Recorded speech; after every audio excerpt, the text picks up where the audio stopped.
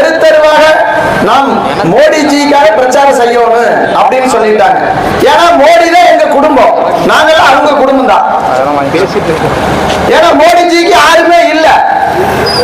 ஏன்னா நம்ம தமிழ்நாட்டில் இருக்கிற ஆட்சி செய்யறவங்க பூராம எல்லாம் குடும்ப ஆட்சி தான் பண்றாங்க. ஆனா மோடிஜிக்கு குடும்பம் இல்ல அப்படி இப்படின்னு எதுவுமே பேசுறாங்க. ஆனா நாங்கெல்லாம் மோடி குடும்பம், எல்லாருமே மோடி குடும்பம் தான். இந்த மாணவர்கள் மோடி குடும்பம், இங்க வியாபாரிகள் மோடி குடும்பம். மோடிஜி பத்தி நம்மளுக்கு எல்லாமே தெரியும். அவர் மட்டும் இல்லைன்னு சொன்னோம்னா இன்னைக்கு நாமெல்லாம் கொரோனா காலகட்டத்தில் செத்து சுடுகாடு போயிருப்பா, நாமெல்லாம் செத்த இடத்துல புல்லு பூடு முளைச்சிருக்கு. நாமெல்லாம் மோடிஜி மட்டும் இல்லைன்னு சொன்னோம்னா கொரோனா காலகட்டத்தில் நம்மளாம் செத்துருப்போம். நம்ம செத்த இடத்துல புல்லு பூடு முளைச்சிருக்கு. இது எத்தனை பேருக்கு தெரியுமா தெரியாத தெரியாது. எங்க ஜி நேத்து தேவையில பேசினாங்க, தமிழ் திருவாளர் அர்ஜுன் சம்பத்ஜி தெளிவா பேசினாங்க. தமிழகத்துல இந்த நம்ம தமிழக முதல்வர் முத்துவேல் கருணாநிதி ஸ்டாலின் அவர்கள் தெளிவா சொல்லணும். ஏன்னா அவர் நாங்க எப்பவுமே அவமரியாதையா பேசவே மாட்டோம். முத்துவேல் கருணாநிதி ஸ்டாலின் அவர்கள் நேற்று ஒரு திட்டம் தொடங்கினாரு. நீங்க எல்லாம் நல்லா இருக்கிறீங்களா? நாங்களும் நாசமா போயிட்டுங்க ஐயா, அப்படித்தான் சொல்லணும். நேற்று அவர் பேசினார், ஏதோ ஒரு திட்டம் தொடங்கினார். என்ன திட்டமா கருமா எங்களுக்கு என்னன்னு தெரியல. நீங்கள் நலமா? ஆமா, நீங்கள் நலமா. நாங்க நல்லாவே இல்லைங்க, நாசமா போயிட்டோம் ஐயா. நீங்க ஆட்சிக்கு வந்ததுக்கு பிறகு நாங்க நாசமா போயிட்டோமுங்க. கரண்ட் பில் ஏறி போச்சு. இதே இடத்துல நாங்க மேடையிலேயே பேசணும்னா போர் அடிச்சு போயிரு. நாங்க மாத்தி சொல்றோம், நீங்க வந்ததுக்கு பிறகு நாங்க நல்லா இல்லை. என்னமோ வெள்ளை வேட்டி கட்டி இருக்கிறோம், உள்ள ஜட்டி போட்டுருக்கிறோம், அதை மட்டும் உருவிடாதீங்க தயவு செய்து கால வேணாலும் தொட்டு கும்பிட்டு போடுறோம் ஐயா. ஜட்டி மட்டும் உருவி போடாதீங்க, அது ஒண்ணுதான் உருவாது இருக்கிறீங்க. உங்க குடும்பத்துல எல்லாம் நீங்க எல்லாம் நல்லா இருக்கிறீங்க. ஸ்டாலின் நல்லா இருக்கிறாங்க, எங்க அக்கா துர்கா ஸ்டாலின் நல்லா இருக்கிறாங்க, எங்க அண்ணன் விளையாட்டுத்துறை அமைச்சர் உதயநிதி ஸ்டாலின் அவர்கள் மிக சிறப்பாக இருக்கின்றார்கள். சனாதன தர்மத்தை பேசிவிட்டு அவர்கள் சிறப்பாக இருக்கின்றார்கள், தெளிவா இருக்கிறார். நாங்க எதையுமே தப்பா பேசல, தப்பாவே பேசவே மாட்டோம். நீங்க ஆட்சிக்கு வந்ததுக்கு பிறகு ஏதோ நாங்க உயிரோடு இருக்கிறோம். தயவு செய்து எங்களை கொண்டு மட்டும் போடாதீங்க ஐயா. எங்களுக்கு அது ஒண்ணுதான் பயமா இருக்குது. உங்களை நாங்க தப்பா பேசுறீங்க ஐயா, எங்களை வாழ்றது மட்டும் விட்டுருங்க. நீங்க நல்லா இருக்கிறீங்கன்னு சொல்லி நீங்க இதெல்லாம் போடவே போதாதீங்க. என்ன நேரத்து நல்ல திட்டம், நல்லா இருக்கிறீங்கன்னு ஒரு திட்டம் நோக்கம் நாங்க கேட்கிறோம். நீங்க என்ன பண்ணீங்க? மோடிஜி பண்ணியிருக்காரு, நாங்க சொல்ற சாதனை சொல்றோம். நீங்க என்ன சொன்னீங்க? இங்க எத்தனையோ பேர் நிக்கிறீங்க, தாய்மார்கள் சண்டைக்கு போயிட்டு வந்துட்டு இருக்கிறீங்க. உங்க காலில் செருப்பு இருந்ததுன்னா நல்லா பத்திரமா பாத்துக்குங்க.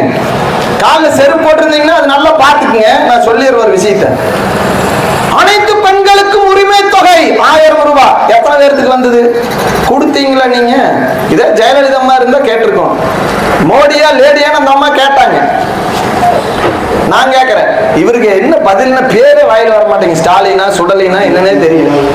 ஆனா இவரு சொல்றாரு எல்லாத்துக்கும் எல்லாமே கிடைச்சிருச்சு, எல்லாருக்கும் எல்லாமே. என்னமோ புதுசா சொல்றாரு இவரு. எனக்கு கரெக்டா வளர்றாரு இவரு. ஆனா இவர் அனைத்து மகளிருக்கும் 1000 ரூபாய் கொடுக்கணும்னு சொன்னாரு. எல்லா பெண்களுக்கும் வந்ததா? கொடுக்கவே இல்லை. ஸ்டாலின் ஐயா, நான் உங்களை தான் கேட்கிறேன், நீங்க கொடுத்தீங்களா? கொடுக்கவே இல்லை. எதுக்கு நீங்க போய் பேசிட்டு தெரியுறீங்க? எங்க மோடிஜிக்கு வயசு 79 ஆகி போச்சு. 79 73. அன்னைக்கு சென்னை வந்தாருங்க. அவருமே ஸ்டாலின் ஜி வராங்க. எங்க மோடிஜி சிங்கம் மாதிரி வர்றாரு, இவர் தடுமாறாரு. இப்படி எங்க மோடிஜி தான் கையை பிடிச்சு கொடுத்தாரு, பாப்பா அப்படின்னு. எங்க மோடிஜி தான் கையை பிடிச்சு கூட்டிட்டு வந்தார், பாப்பா பாத்துக்கலாமா? என்ன ஆகி போச்சு? Sugar, pressure, BP. பாவா அவரு தான் சொல்றாரு. இங்க இருக்கிற அவங்களை சுத்தி இருக்கிறத கூட 7.5 சனி, அஷ்டமச்சனி, ஜென்மச்சனி, கண்டச்சனி, அத்தனை சனியும் அவர் கூடவே வச்சிருக்காரு. எல்லா சனியும் கூட வச்சிருக்காரு. யாரு? ஸ்டாலின் ஐயா. ஆனா எங்க அக்கா துர்கா ஸ்டாலின் எல்லா கோயிலும் போய் அர்ச்சனை பண்றாங்க. ஓம் காகத்வஜாய வித்மகே கட்க கஸ்தாய தீமகி தன்னோ மந்த பிரயோஜ அப்படின்னு சொல்லி என் புருஷனுக்கு நல்ல புத்தி கொடு, கூட இருக்கிற அந்த அஷ்டமச்சனி ஜென்மச்சனி கூட விலகிரும் அப்படின்னு சொல்லி எங்க அக்கா துர்கா ஸ்டாலின் கோயில் கோயில போய் கும்பிடுறாங்க. எங்க அக்கா காலத்தொட்டு நான் கும்பிடுறேன். நான் தப்பான்னு சொல்லிங்க, எங்க முதலமைச்சர் நாங்க தப்பாவே பேச மாட்டோம். அவர் நல்ல மனிதர். அவரே சொல்லி போட்டார், தூங்கி எந்திரிச்சோம்னா எனக்கு பக்குன்னு இருக்குது அப்படின்ட்டாரு.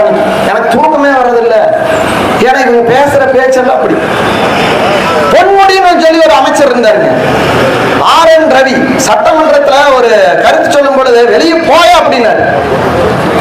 MLA பதவி போச்சு. இன்னொருத்தர் இருந்தார் 10 ரூபாய் பாலாஜி, வாட்சுக்கு பில்லு கேட்டார். 11 ஆகி போச்சுன்னு நினைக்கிறேன். என்ன ஜாமீன் கிடைக்கல.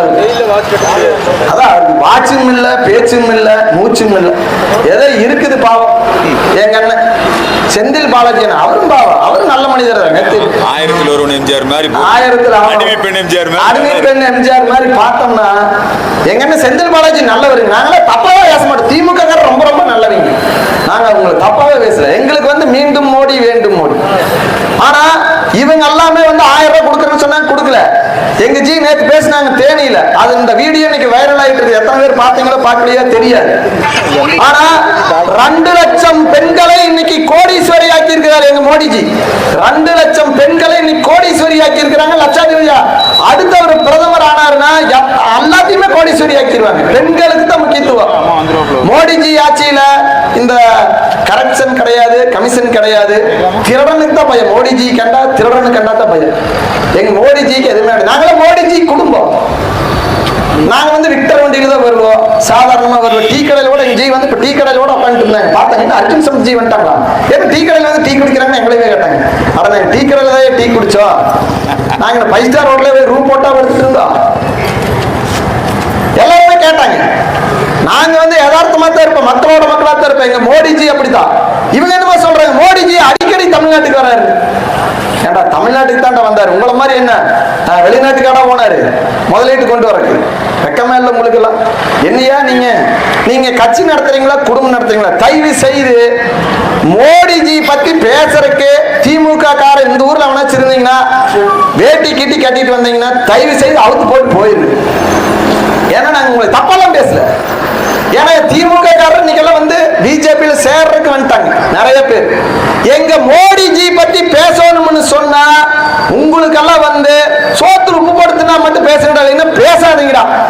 உங்களை நாங்க தப்பாலாம் பேச மாட்டோம். நாங்க தப்பாலாம் பேச மாட்டோம். சோத்துக்கு உப்பு போடுத்துனா மட்டும் பேசுங்க எங்க மோடிஜி. இல்லைன்னா தயவு செய்து யாரும் பேசுகிறாங்க. மோடிஜி பேசுறதுக்கு உங்களுக்கு எவனுக்கு தகுதி இருக்குது? இங்க எதுவுமே கிடையாது.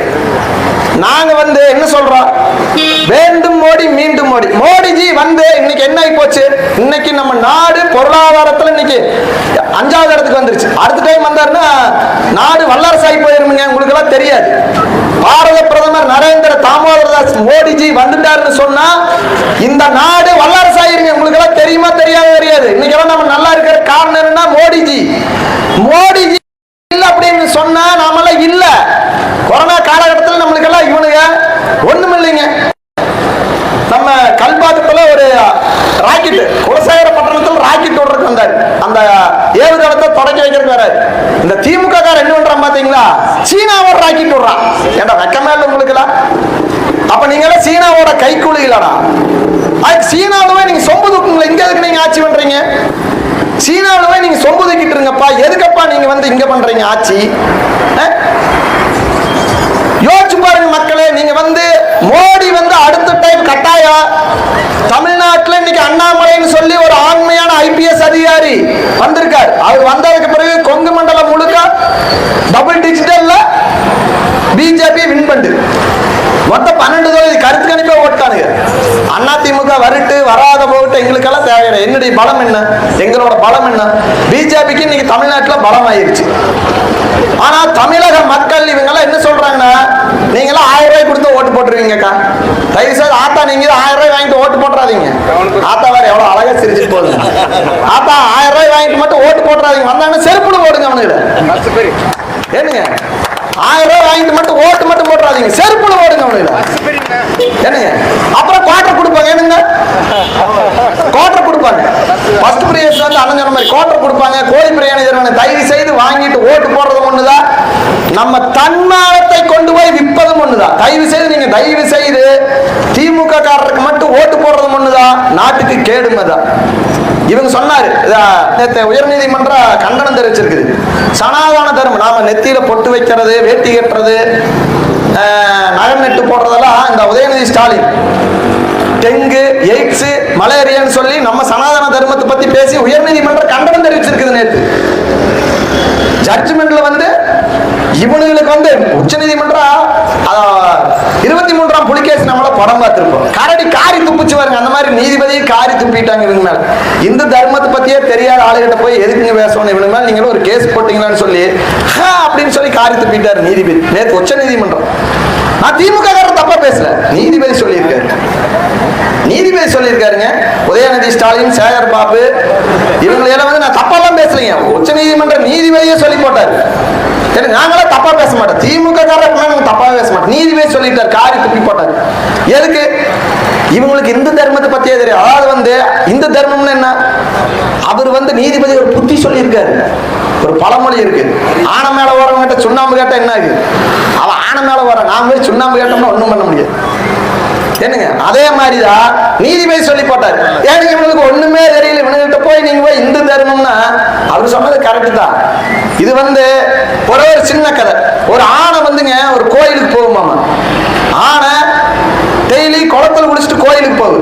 அந்த பன்னி இருக்கு, அங்க போய் மாமா. நானும் டெய்லியும் போய் குளத்துல குளிச்சுட்டு கோயிலுக்கு போவேன். அந்த பன்னி போய் அப்படிங்கம்மா. அந்த ஆனை வாட்டுக்கு சிவனேன்னு போயிட்டு இருக்கு. 3 டைம் போகுது. 4வது டைம் இந்த பண்ணுவே அப்படின்னு வளருமாமா. ஆனை கோபம் வந்து தும்பச்சங்க டிப்பு டிப்புன்னு சாத்தின மாதிரி திமுக, கம்யூனிஸ்ட், காங்கிரஸ், விடுதலை சிறுத்தை. அதே மாதிரி இந்த ஊர்ல நாங்க வந்து பேசின விஷயம் வேற. ஆனா இது வந்து இந்த மாதிரி ஆனை தும்பச்சங்கையில தப்பிடுச்சு. அதே மாதிரி இந்த ஊர்ல ஒருத்தர் இருக்காரு. அவரை வந்து இங்க இருக்கக்கூடிய ஆணைகள் பூரா, இங்க ஒரு ராமன் ஒருத்தர் இருக்காரு. ராமன். இந்த ராமனை வந்து இங்க இருக்கக்கூடிய ஆணை ஊரா, இது ஒரு பன்னி. இந்த பன்னி வந்து இந்த ஆணையிட்ட அப்படின்ட்டே இருக்குது. இந்த மதம் முடிச்ச ஆணையில ஒரு நாளைக்கு வந்து இந்த ஆணையாச்சு தூக்கி தப்பிட்டு போயிருச்சு. ஆனா இங்க இருக்கிற ஆணையெல்லாம் தூக்கி மிதிச்சு இப்படி தவசம் பண்ணிட்டு போயிரு. தயவு செய்து இங்க இருக்க ராமான்ட்டு நீ பத்திரமா இருந்தீங்கன்னா நல்லது ராமா, இல்லைன்னா அப்புறம் சிவனேன்னு போயிருவ ராமா. ஜெய் ஸ்ரீ